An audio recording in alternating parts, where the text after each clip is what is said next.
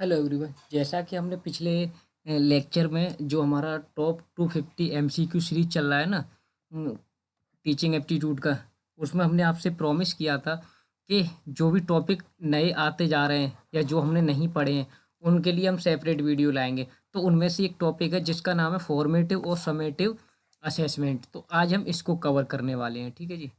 तो formative assessment की अगर हम बात कर लें तो फॉर्मेटिव असेसमेंट का सबसे इम्पोर्टेंट कीवर्ड की बात करें तो सबसे पहले तो ये ड्यूरिंग द टीचिंग होता है, ठीक है ना। ड्यूरिंग द क्लास बोल सकते हैं या इसको हम। और एक और इसका इम्प्रूवमेंट, ठीक है ना। इम्प्रूवमेंट क्यों? क्योंकि ड्यूरिंग द क्लास है तो वहाँ पे कोई भी कमियाँ आ रही हैं तो उसको हम इम्प्रूव भी कर सकते हैं, उसको जो प्रॉब्लम्स जो होंगी उसमें है ना कंसेप्ट में, उसको हम क्लियर भी कर सकते हैं। तो चलिए इसको हम डिटेल में पढ़ते हैं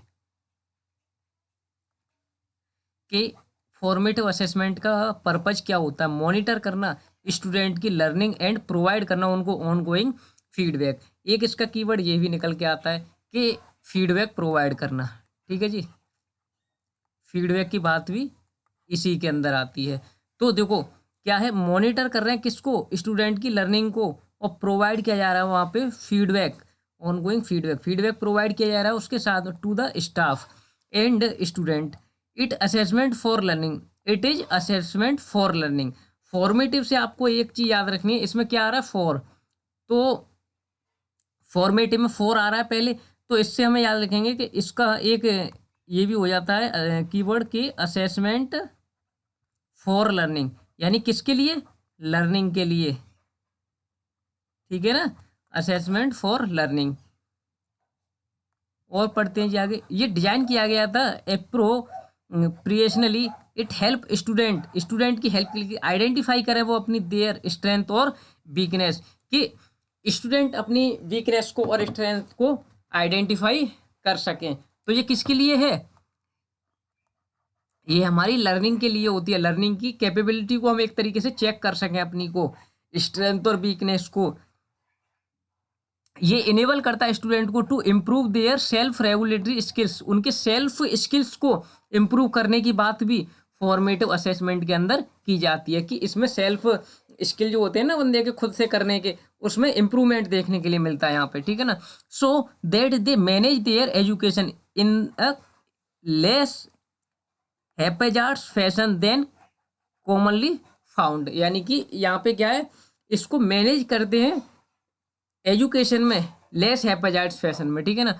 और ये प्रोवाइड करता है इन्फॉर्मेशन टू फैकल्टी, फैकल्टी को इन्फॉर्मेशन प्रोवाइड करेगा किसके बारे में, लर्निंग के बारे में, लर्नर्स के बारे में, about the area student are struggling, कि कहाँ पे स्टूडेंट्स को स्ट्रगल का सामना करना पड़ रहा है, with so the sufficient support करें, जहाँ पे उनको सामना करना पड़ रहा है किस चीज़ का, परेशानियों का, किसी भी दिक्कतों का, स्ट्रगल्स का लर्निंग के दौरान। तो उस चीज़ को आइडेंटिफाई करके यहाँ पे उनको एक तरीके से सपोर्ट प्रोवाइड करते हैं यहाँ पे टीचर्स, ठीक है ना।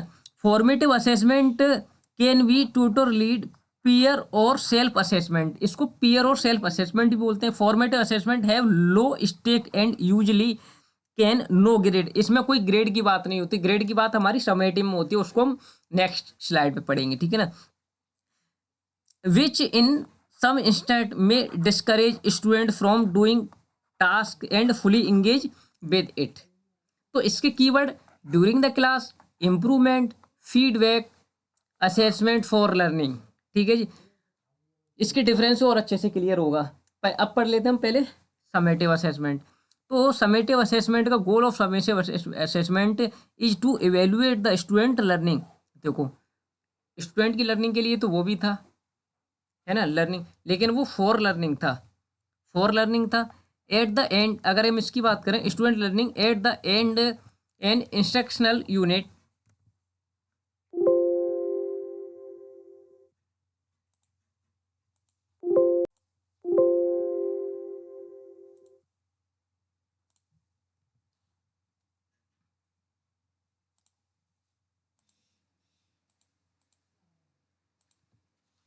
तो हम पढ़ रहे थे समेटिव असेसमेंट। समेटिव में क्या था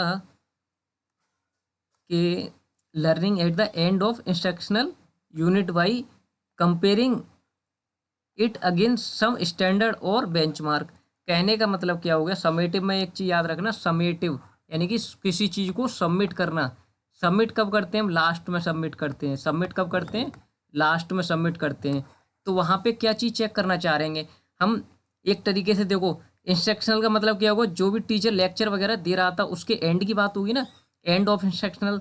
तो वहाँ पे कंपेयर करेंगे, कंपेयर करेंगे हम यहाँ पे समेटिव में कंपेयर करेंगे। अब कंपेयर किस चीज़ से करेंगे, या तो हमारा कोई क्या होगा, बेंचमार्क होगा, या तो हमारा कोई बेंचमार्क होगा, या फिर कोई हमने स्टैंडर्ड सेट कर रखा होगा उससे कंपेयर कर रहे होंगे, है ना। तो एवेलुएट जो वो समेटिव में ऐसे करते हैं। Summative assessment often have high stake and are treated by students as the priority over formative.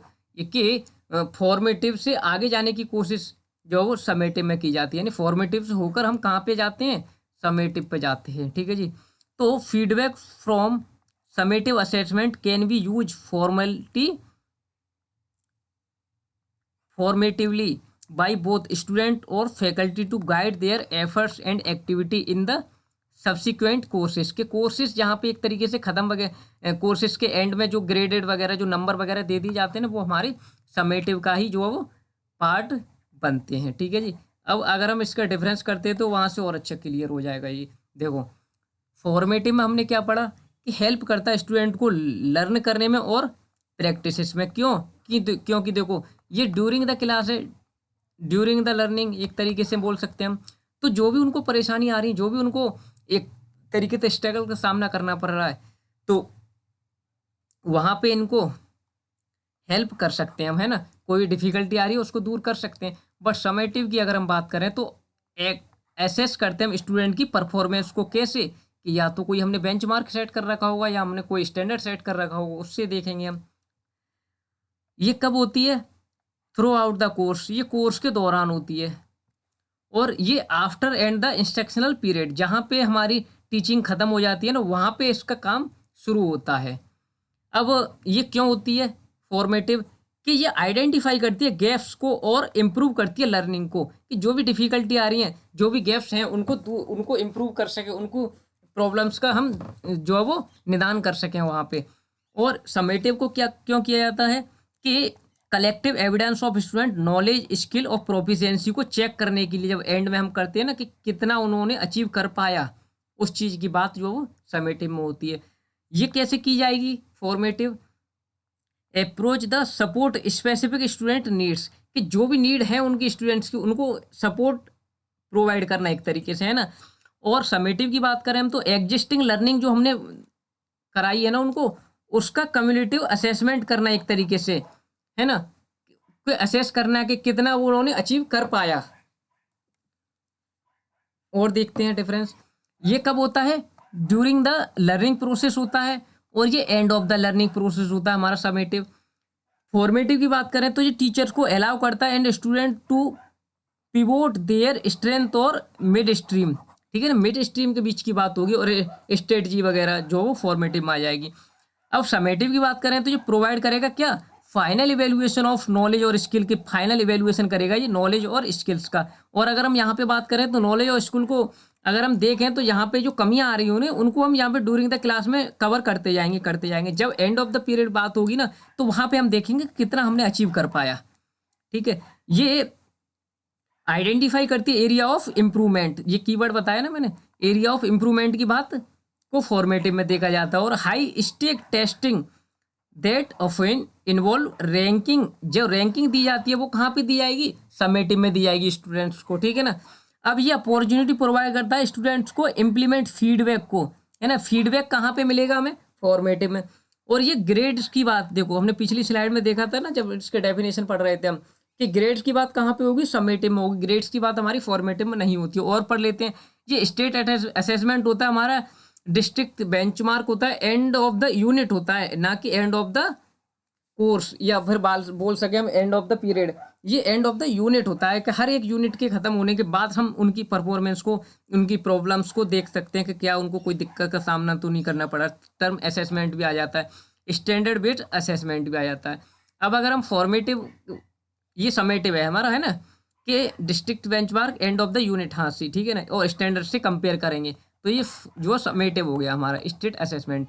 अच्छा, फॉर्मेटिव की देखें हम तो क्विज हैं, ऑब्जर्वेशंस है, होमवर्क देनी है, क्लास वर्क है, टीवी चार्ट, वेन डायग्राम, ये सारी चीज़ें हमारी फॉर्मेटिव के अंदर आ जाती हैं। तो आई होप ये दोनों का डिफरेंस भी आपको अच्छे से क्लियर हो गया होगा और मीनिंग भी अच्छे से समझ में आ गया होगा। Thank you so much.